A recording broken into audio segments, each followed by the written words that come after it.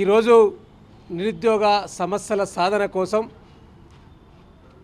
ఉమ్మడి ఆంధ్రప్రదేశ్లో కార్పొరేషన్ చైర్మన్గా చేసి కాంగ్రెస్ పార్టీలో ముఖ్యమైన నాయకునిగా ఉన్న బక్కా జడ్సన్ గారు మరి నిరుద్యోగ సమస్యలను పరిష్కరించాలని గత 8 రోజులుగా ఆమరణ నిరాహార దీక్ష చేస్తున్న సందర్భంలో బీఆర్ఎస్ పార్టీ ప్రతినిధులుగా సోదరులు ఎర్రోల శ్రీనివాస్ గారు, అదేవిధంగా మాజీ కార్పొరేషన్ చైర్మన్ రాజీవ్ సాగర్ గారు, మా బీఆర్ఎస్ విద్యార్థి విభాగం నాయకుడు గెల్లు శ్రీనివాస్ గారు, అదేవిధంగా ఈ స్థానిక ఎమ్మెల్యే ముఠా గోపాల్ గారి తనయుడు జయసింహ గారు, మా మరో విద్యార్థి నాయకుడు ఉస్మానియా తుంగ బాల్ గారు, ఇంకా అనేక మంది విద్యార్థి నాయకులమంతా కూడా ఈరోజు మరి వారిని పరామర్శించడానికి రావడం జరిగింది. ఇక్కడికి వచ్చినా కూడా ఒక డ్రామా, మామూలు కూడా ఇప్పటిదాకా పోనీయలేదు. మళ్ళీ ఏసీబీ గారితో మాట్లాడి సిఐ గారి పర్మిషన్ తీసుకొని పోవాల్సిన పరిస్థితి వచ్చింది వారి ఇంటికత్తే కూడా.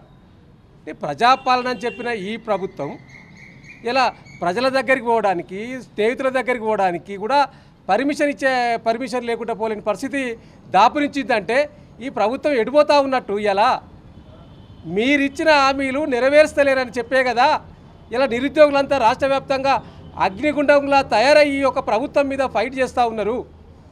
ఏ ఒక్క హామీని అమలు చేయలే కదా, నిరుద్యోగ సమస్యలు అమలు చేయలేదు, ఇంకా మిగతా ప్రజలకు ఇచ్చిన హామీలు కూడా అమలు చేయలేని పరిస్థితి ఈ ప్రభుత్వంలో ఉంది.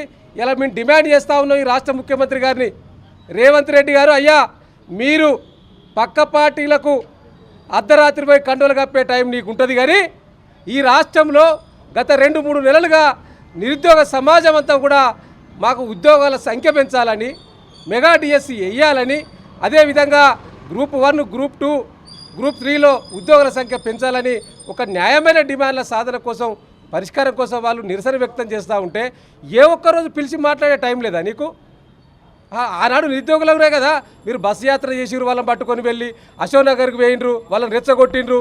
బీఆర్ఎస్ పార్టీ ఉద్యోగాలు ఇస్తలేదు, ప్రభుత్వం ఉద్యోగం ఇస్తలేదని మా మీద అబండం మోపించారు వీళ్ళతోటి. మరి ఇలా ప్రభుత్వంలోకి వచ్చినాక అవన్నీ మర్చిపోయినరా? ఏ ఒక్క మంత్రి అయినా కనీసం దీని మీద దృష్టి పెట్టాలి కదా ఈ రాష్ట్రంలో. అరే మీ పార్టీలో మొన్నటి దాకా ఉండి సేవ చేసిండు బక్కా జడ్సన్ గారు. అరే ఆయన అమరదీక్ష చేస్తా అంటే 7-8 రోజులు అవుతా ఉన్నది. మీరు ఎందుకు మాట్లాడతలేరు తన గురించి? మీ మేనిఫెస్టో కమిటీలో కూడా ఆయన మెంబర్గా ఉన్నాడు ఆనాడు. అంటే దళితుడని మీకు ఎంత చిన్న చూపా బక్కా జడ్సన్ గారు? బలహీన వర్గాలంటే మీరు పట్టించుకోరా ఈ రాష్ట్ర ప్రభుత్వం? కాబట్టి తస్మాత్ జాగ్రత్త, ఈ రాష్ట్ర ప్రభుత్వానికి హెచ్చరిక చేస్తూ ఉన్నాం. బక్కా జడ్సన్ గారికి కానీ, నిరుద్యోగులకు విషయం సంబంధించిన బెదిరింపులు కానీ ఇట్లాంటివి ఏం చేసినా కూడా బీఆర్ఎస్ పార్టీ అండగా నిలబడుతుంది. వారందరినీ కూడా కాపాడుకుంటాం. ఆ సమస్యల సాధన కోసం తప్పకుండా వారి వెనుక ఉంటాం. ఈ ప్రభుత్వం దిగివచ్చేదాకా మేము వారి పక్షాన పోరాటం చేస్తామని మరొకసారి ఈ యొక్క ప్రభుత్వాన్ని హెచ్చరిక చేస్తూ ఉన్నాం.